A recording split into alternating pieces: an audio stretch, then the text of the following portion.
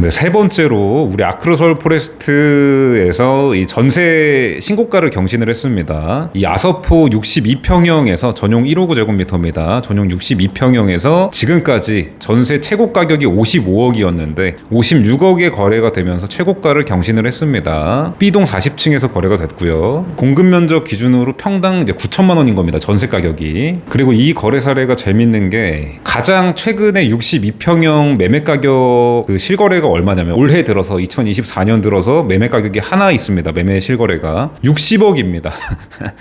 일단 자세한 얘기는 해드릴 건데 일단 단순 계산하면은 62평형 이제 매매 거래가 올해 들어서 하나 있는데 그게 60억이고 가장 최근 62평형 전세 가격이 56억이란 얘기입니다. 자세한 얘기는 곧 해드릴 거지만 그냥 단순 계산해보면 56 나누기 60 하면은 93%입니다.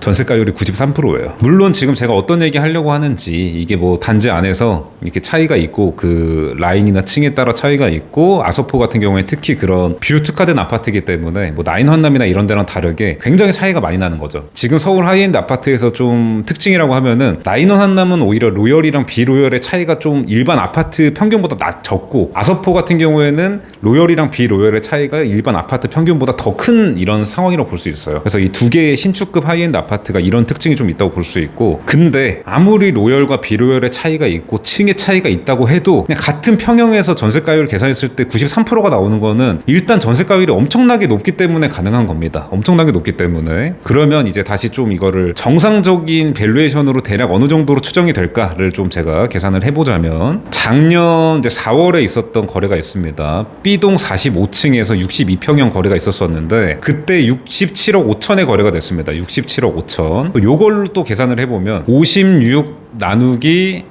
67억 5천 하면 얼마일까요, 여러분? 무려 82%입니다.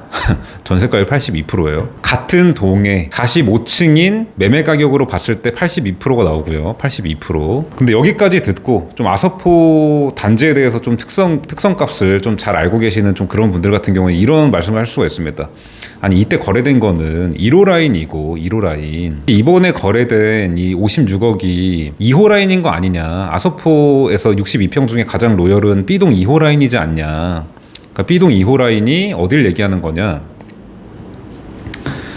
1호 라인이 여기고 2호 라인이 여기입니다. 그 지금까지 한 얘기가 어떤 얘기냐면 1호 라인은 물론 지금은 여기 지금 부영 호텔 부지가 없으니까 여기가 탁 트여 있어가지고 엄청 좋아요. 오히려 지금 현 시점에 62평 중에 가장 이렇게 뷰에 대한 각이 넓은 그런 세대라고도 볼 수 있습니다. 근데 추후에 여기 부영 호텔 부지에 뭔가 들어오게 되면은 편차가 부영 호텔이 있을 때랑 없을 때의 가장 큰 편차, 뷰가 가리는 거에 대한 차이가 큰 데가 여기 1호 라인이라고 볼 수 있고 근데 2호 라인 같은 경우에는 부영 호텔 부지가 들어오나 안 들어오나 그냥 차이가 없습니다. 뷰가. 그렇기 때문에 매매 시장에서 좀 이제 로열이라고 볼 수 있는 그런 거라고 볼 수 있는데 하고 싶은 얘기가 뭐냐. 현 시점에 전세나 뭐 월세 같은 경우에는 여기가 1호 라인이나 2호 라인이나 매매 시장 정도의 그런 차이는 없어요. 왜냐면 여기 실제로 가서 봐도 여기가 좋습니다. 지금 우리가 완전히 로열이다 막 이런 얘기 하는 거는 매매 시장에서의 얘기라고 볼 수 있습니다. 매매 시장. 왜냐하면 여기에 뭐가 들어오게 되면 지금 당장 뭐 공사 시작해도 3, 4년이나 뭐 4, 5년 이상 걸리지 않겠습니까? 그러니까 당연히 이제 반영을 해야 되는 게 맞는데 지금 입주해가지고 2년 살다 나가는 분한테는 지금 여기나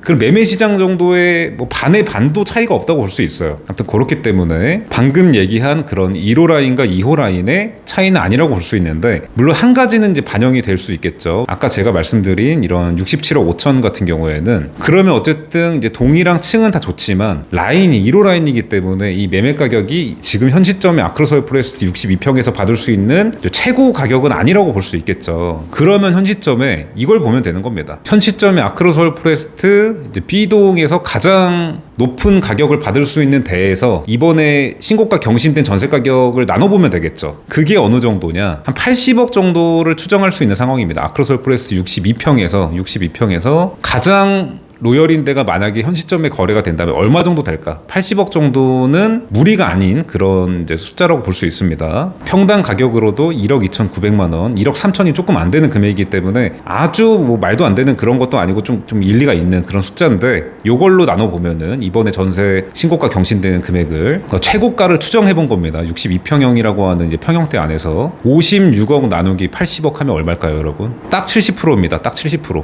이 분모를 매매 가격을 보수적 공식적으로 넣어봤음에도 전세가율이 70%가 나와요. 이 정도로 아크로서울 포레스트의 전세가율이 굉장히 높다. 그 이유는 제가 이제 전편 영상에서 말씀을 드린 것처럼 이 차이가 어디서 오냐, 이 단지에 매매가 됐든 월세가 됐든 전세가 됐든 들어오고 싶어하는 수요의 연령대가 젊으면 젊을수록 뭔가 전세가율이 높다고 볼 수 있습니다. 이게 연배가 높으면 높을수록 이 매매로 전환되는 비율이 높은데, 그러니까 이 돈으로 뭐 전세 살 거면 이 돈으로 월세 살 거면 그냥 매수하지, 뭐 이런 이제 발상을 하게 될 확률이 높은데, 젊으면 젊을수록 약간 이제 그런 거에 좀 개의치 않는 이런 흐름이 있는 거죠. 나 그냥 아서포 살아보고 싶어, 매수하긴 싫어, 나 리스크 테이킹 하기 싫어, 뭔가 이런 마인드가. 근데 아무튼 정리를 해보면요, 이 아크로서울 포레스트 62평형에서 작년 10월에 이제 55억 거래가 있었고, 또 상반기에 2월 달에 21층이 55억에 또 2월 달입니다. 거래가 된 적이 있었는데, 그래서 62평 내에서 이 55억 최고가에서 연달아 이렇게 거래가 있었던 상황이었기 때문에 이번에 이 55억의 벽을 깨고 56억에 신고가를 경신한 게 좀 의미가 있다고 볼 수 있습니다. 그리고 이번에 이제 신고가 경신된 요 금액을 이제 전용 평당으로 계산을 하게 되면은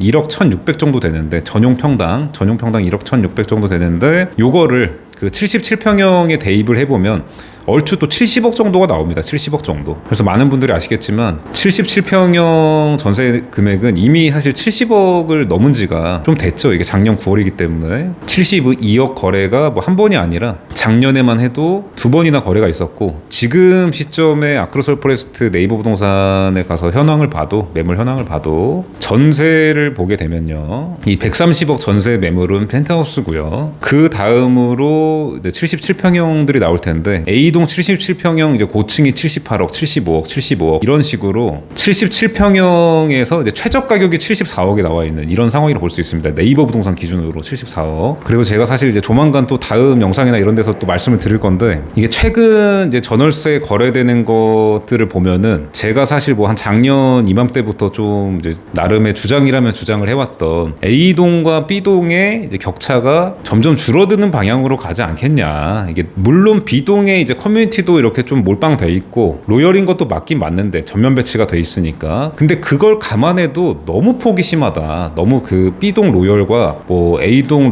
B 로열의 세대 그런 차이가 너무 심하다. 그리고 같은 층이라 그래도 A동과 B동의 그런 차이가 좀 많이 벌어져 있는데 점점 이제 좀 좁혀가는 그런 흐름으로 되지 않겠냐, 뭐 이런 얘기를 좀 드렸었는데, 최근 전월세 이제 거래되는 거나 아니면은 그런 수요층들의 뭐 피드백이나 이런 거를 들어보면은 어느 정도 좀 그런 흐름이 생기고 있는 것 같기도 합니다. 오히려 뭔가 B동이 약간 앞에 가려주고 있어서 좀 안정감이 든다든가 뭐 그런 말씀을 하는 분들도 있고, 그래서 이제 그런 거에 대해서도 조만간 뭐 주간 박태양이 됐든 뭐 다른 콘텐츠가 됐든 말씀을 드려보기로 하고, 오늘은 좀 지금 오랜만에 주간 박태양을 여러 편을 찍었더니 목이 아픈 관계로 이쯤에서 우리 아서포 얘기를 마무리를 해보도록 하고, 다른 뭔가 시그널이나 아니면 강남 하이엔드 시장이나 이런 거에 대해서도 최근에 좀 여러 가지로 소식을 많이 전달을 못 드렸는데 다시 좀 부지런히 전달드려 볼 수 있도록 노력을 해보겠습니다. 긴 영상 보시느라 수고 많으셨고, 다음 주에도 주간 박태양으로 돌아오도록 하겠습니다. 감사합니다.